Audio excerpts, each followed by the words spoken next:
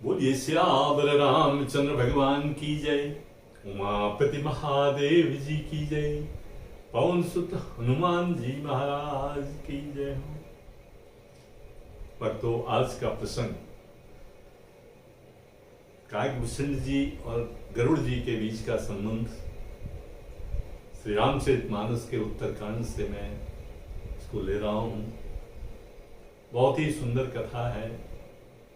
जो हमने पिछले प्रसंग में कहा था, गरुड़ जी को मोह हो गया था। गरुड़ जी मोह के कारण भगवान शंकर जी के द्वारा बताए गए मार्ग पर नीलगिरी पर्वत के ऊपर श्री काकभूषण जी के पास गए। काकभूषण जी ने समस्त श्री रामचंद्र जी की कथा, भगवान के जन्म से लेकर के भगवान के दैत्य राक्षस राज रावण को मारने के बाद वापस अयोध्या में आकर के राज सिंहासन में बैठने तक की कथा, समस्त कथा जब जो शिवजी ने मां पार्वती को कही थी, वही कथा काकभूषण जी ने गरुड़ जी को सुनाई। और गरुड़ जी कहते हैं कि उनका मोह भंग हो गया, मोह निकल गया। तब वो बड़े कृतार्थ हुए काकभूषण जी के, और कहने लगे कि मोहन अंध कीन के कितने, कौन है ऐसा जिसको मोह ने अंधा न किया हो। और काम किसे नहीं लगा, काम ने किसको नहीं नचाया। यानी इस नश्वर संसार में जितने भी जीव हैं, जीव मात्र जो प्राणी हैं, काम सबको नचाता है। और तृष्णा, चाहत जो होती है, किसको पागल नहीं कर देता। और माया ऐसी चीज है, वो किसको नहीं लगती। क्रोध ने किसके हृदय को नहीं दहन किया। कहते हैं काकभूषण जी कि हे गरुड़ जी, आप तो मेरे सब तरफ से पूजनीय हैं। ये तो आपको कोई मोह माया कुछ नहीं था, ये भगवान की कृपा थी।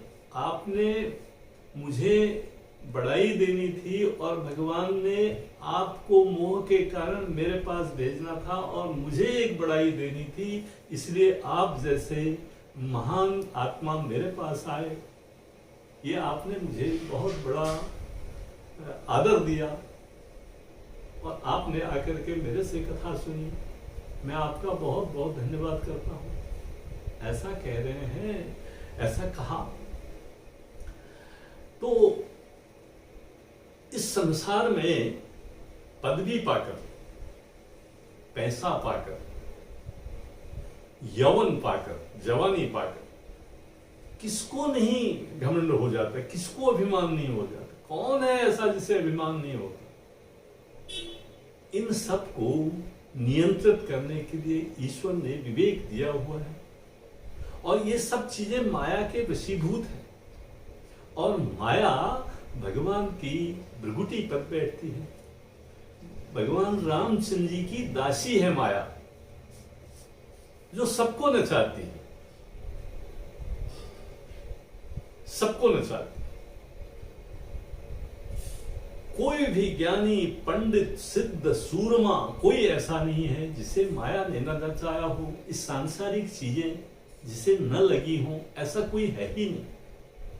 इसका एक ही निदान है, भगवान श्री रामचंद्र जी के चरणों में प्रीति हो, भगवान श्री रामचंद्र जी के का आशीर्वाद जिसे प्राप्त हो, उसी को ये माया छोड़ सकती है, अन्यथा माया से छुटकारा नहीं।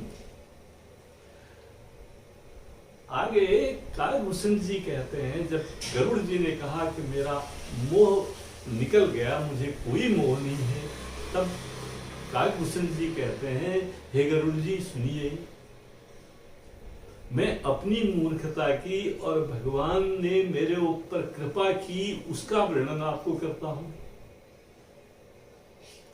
कहा उसमें तुलसीदास ने बहुत सुंदर शब्दों में लिखा, सुन खगेश रघुपति प्रभुताई, कहूं जथा मति कथा सुहाई, जही विधि मोह भयो प्रभु मोही, सो सब आज सुना वहु तो ही।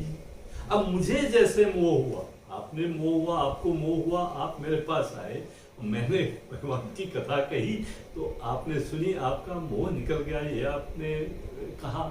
अब मुझे जैसे मोह हुआ, अब मैं अपनी मूर्खता की बात करता हूँ, इसलिए आप मन लगा करके सुनिए।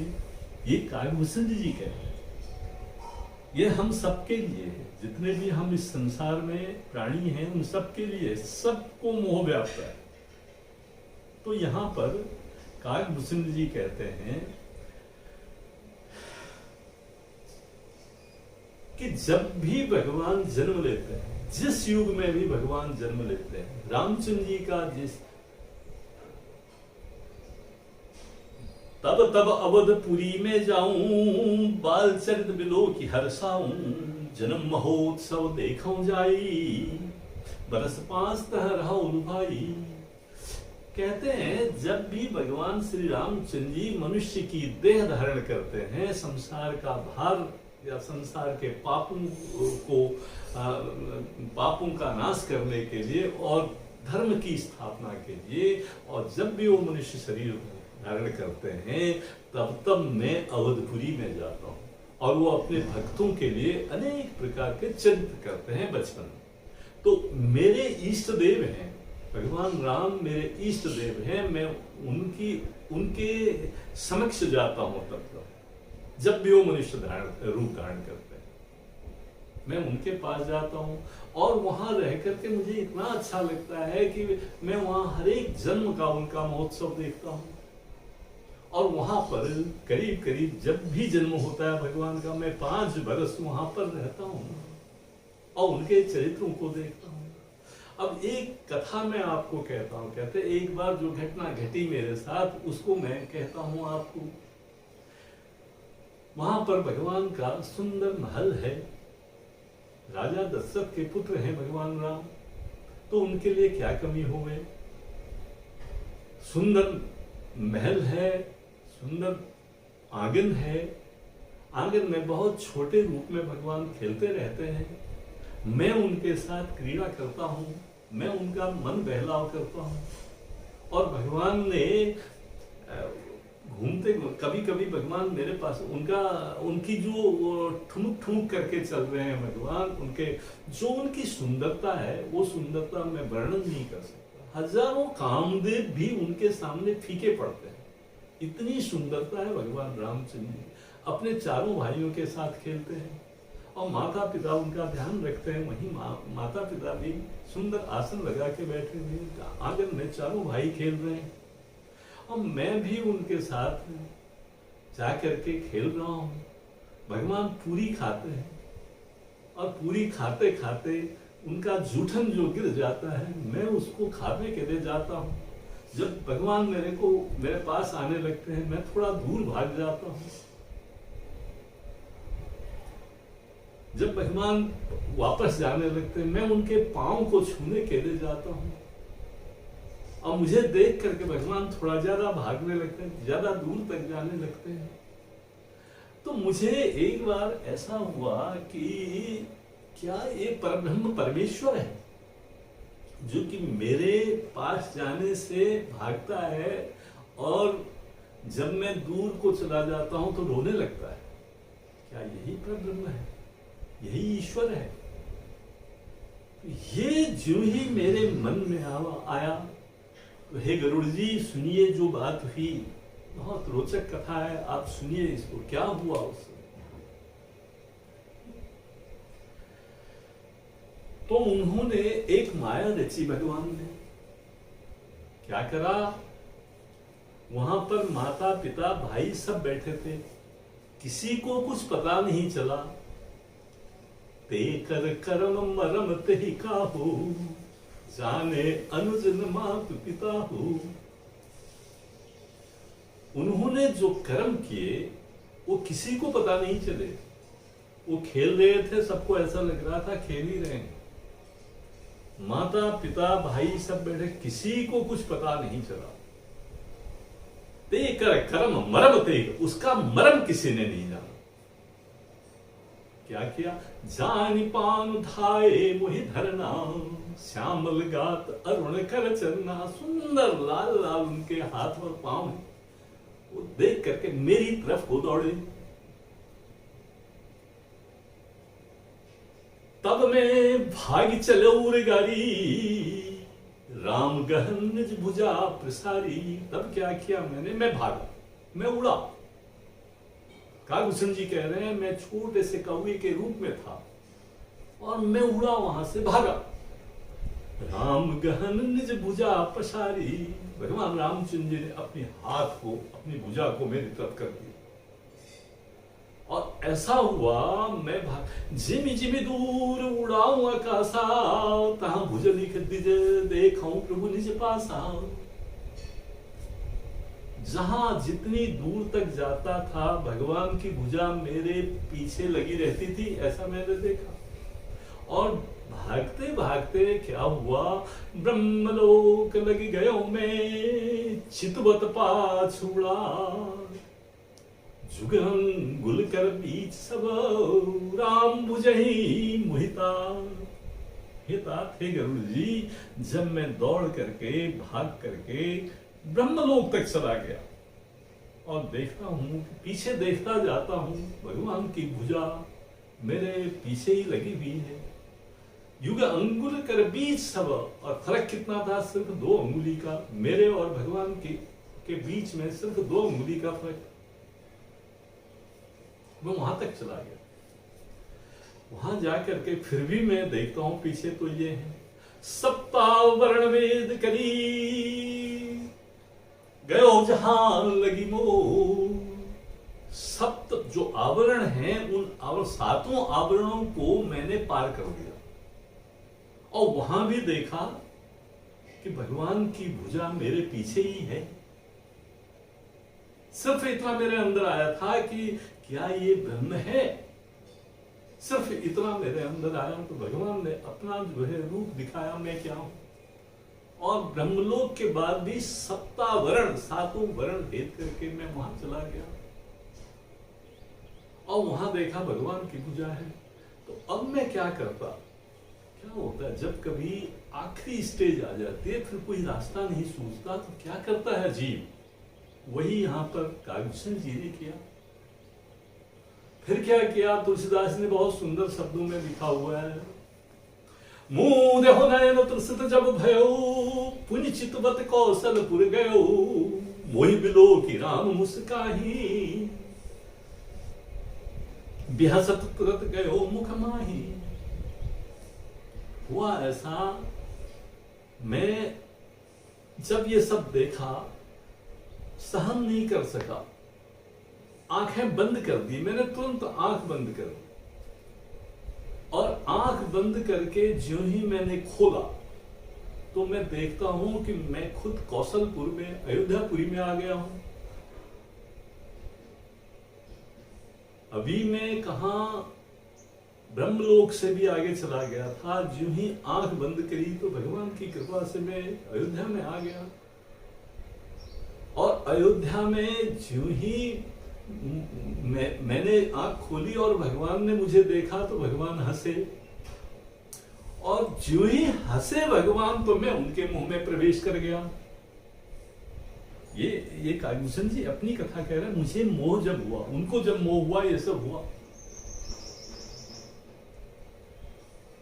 तो मैं अंदर चला गया। अंदर जाकर के मैं क्या देखता हूं वो सुनो गरुड़ जी। मैंने जो अंदर अद्भुत चीजें देखी वो सुनिए।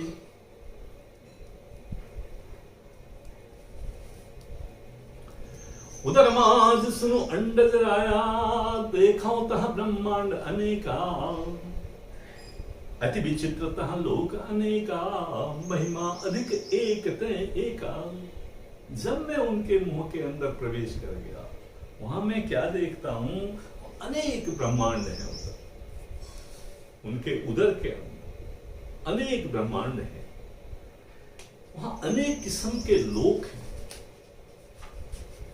आकाश पाताल सप्त लोक।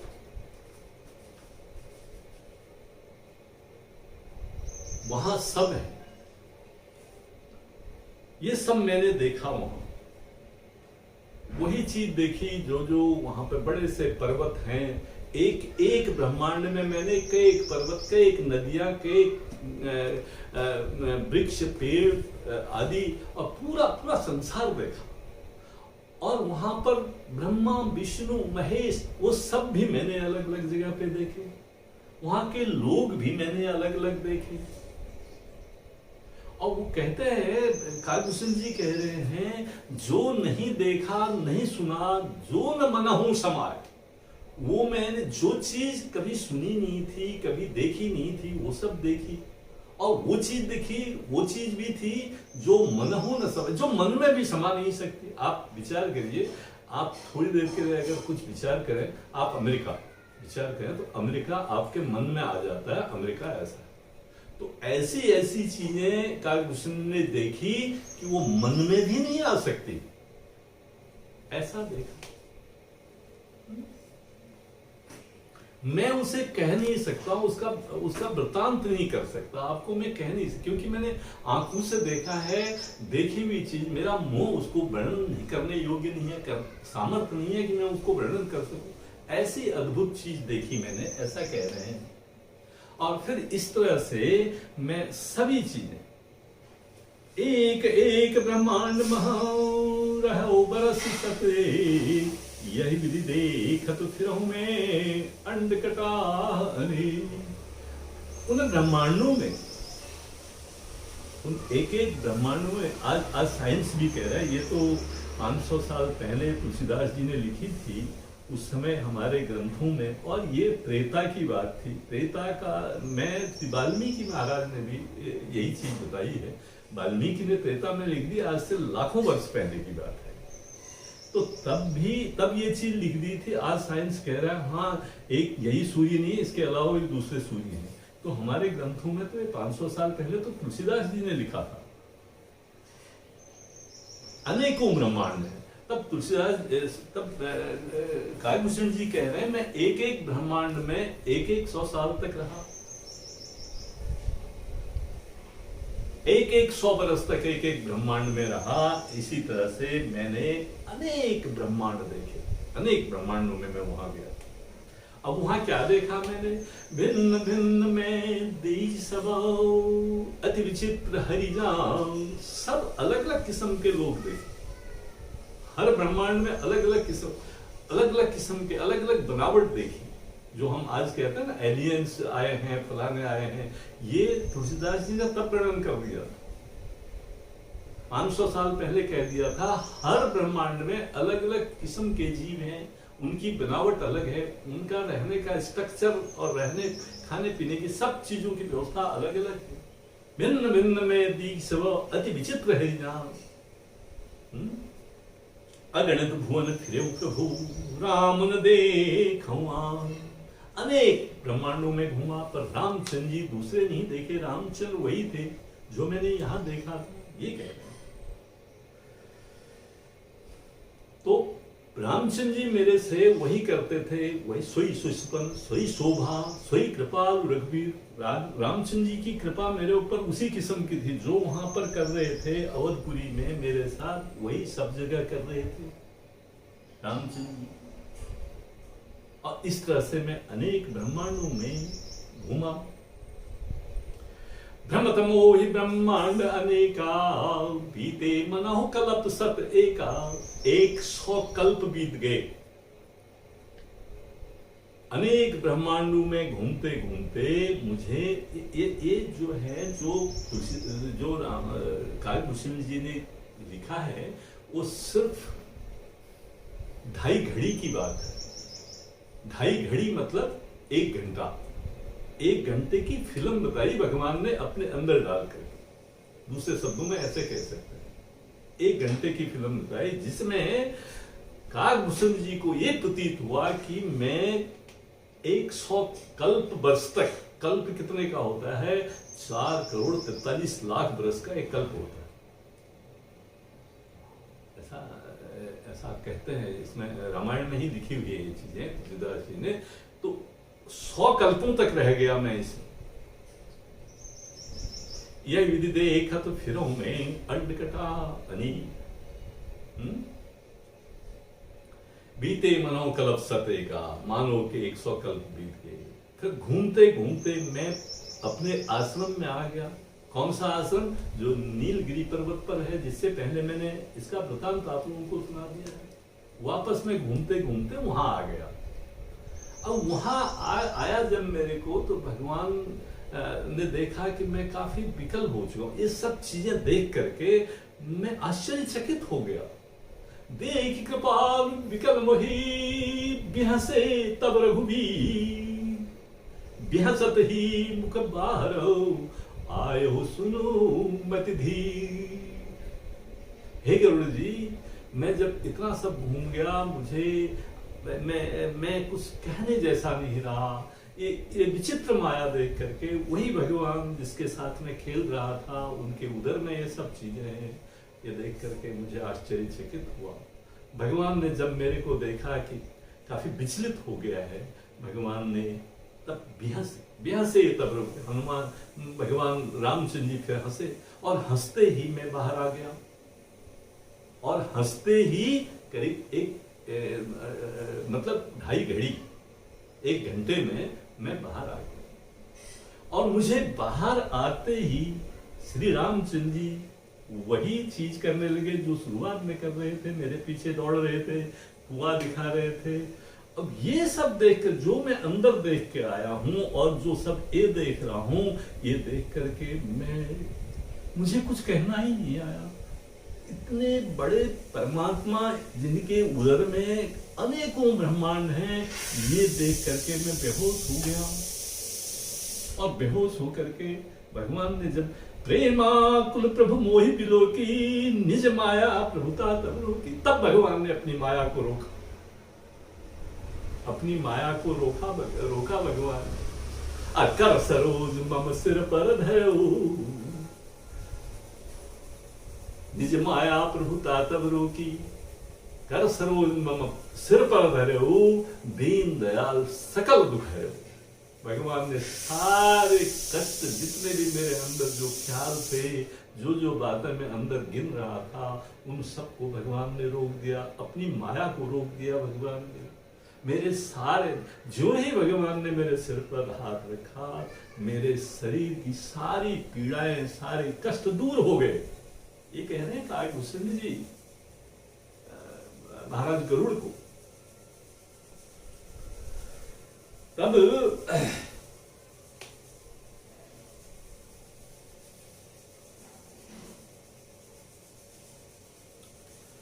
भगवान ने ये सब देखा, मेरी हालत देखी, तो तब भगवान ने कहा मुझे देख करके, जब मैं बहुत लालायित हो गया भगवान की कृपा के लिए, उन्होंने कहा, सुंदर मेरे से पूछा, काकभूषणी माग बराओ अति विचित्र, काकभूषणी माग बराओ अति प्रसन्न मोहि जान, अणिमा दिक्सिति अबर रिधि, मोक्ष सकल जग खान। काकभूषण जी, आप मांगिए, आपको क्या चाहिए। खुश हो गए भगवान। अणिमा दिक्सिति अपर रिधि, मोक्ष सकल जग खान। आपको जो चाहिए वो दे दूंगा, क्योंकि ज्ञान विवेक विरत अतिसानी, जो दुर्लभ मुनि जन जग जोई। ज्ञान विवेक विरत विज्ञाना, मुनि जन कह दुर्लभ जे जग जाना। आज देव का संशय नाही, मांग जो भाव तो ही मन मांगे। आपके मन में जो है वो मांगे, कोई संशय नहीं। मेरे पास ऐसी कोई चीज नहीं जो न दे सकूं, मैं सब चीज दे। तो काकभूषण जी ने थोड़ा देर विचार किया और बोलने लगे कि सब कुछ तो देने के लिए तैयार है भगवान, तो भक्ति देने के लिए बात नहीं करी। भक्ति का सबसे बड़ा सूत्र है साहब, भक्ति अगर आपके जीवन में हो, ईश्वर की कृपा, भक्ति उनकी कृपा के बगैर नहीं होती। तो सब चीज देने को के लिए कह रहे हैं, और पर भक्ति के लिए नहीं कहा। तब गरुड़ जी, तब काकभूषण जी ने कहा, भगत कल्प तरुत न दिखता, कृपा सिंधु सुख धाम, सोई निज भगति मोहि प्रभु, देहु दया करि राम। हे प्रभु, आप अपनी भक्ति मुझे दीजिए, मुझे और सब कोई चीज से कुछ नहीं चाहिए, अपनी भक्ति मुझे दीजिए। एम वस्तु कहे रघुकुल नायक, भगवान ने कुछ देर नहीं कि एम वस्तु जाओ तुमको मिली, दे दिया। बोले बचन सदा सुखदायक, जो हमेशा सुख करने वाले हैं भक्तों के साथ, जीवों के साथ। सुंदर वचन बोले, सुनवाय सहज सयाना। जी आप इतने समझदार हैं, इतने सयाने हैं, इतने समझदार हैं, आपने सारी चीजें मैंने कही वो सब नहीं मांगा। सुनवाय सहज सयाना, काहे न मांगे शस वरदाना, ऐसा वरदान तुम क्यों नहीं मांगोगे? तुमने जो भक्ति मांगी है वो सबसे श्रेष्ठ है, उसमें सब आ गया। हमें क्या होता है, हमें तो मांगना भी नहीं आता। अगर कभी साक्षात भगवान मिल जाए तो क्या आप मांगेंगे? क्या आप मांगेंगे उसे? हमें तो ये भी पता नहीं क्या मांगना होता है। तो यहाँ पर कालभूषण जी कहते हैं उन्होंने सबसे बड़ी चीज भक्ति मांगी। और श्री रामचंद्र जी ने कहा हाँ ऐसा ही होगा, ऐसा कह दिया। और साथ में कहा माया संभव भ्रम सबौ, अब न व्यापहि तो, जानहु ब्रह्मानाज अजात अगजौ, अगुण गुणा कर्मो। आज से तुमको कोई माया वगैरह व्याप्त नहीं रहेगी, कोई भ्रम वगैरह तुम्हारे मन में नहीं रहेगी, तुम्हारी हर इच्छाएं पूरी होगी, हर तुम्हारी कामना पूरी होगी। ये कह दिया भगवान ने। अब कभी तुमको ये चीजें नहीं व्यापेंगी, क्योंकि भगवान ने कहा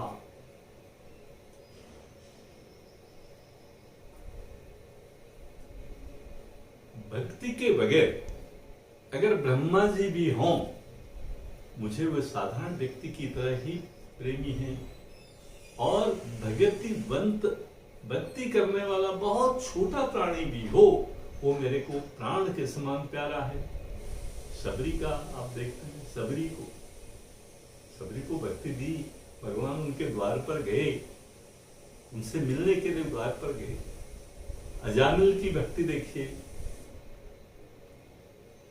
उस ऐरावत की भक्ति देखिए जो कच्छे ने जिसको पकड़ दिया था क्षीर सागर में।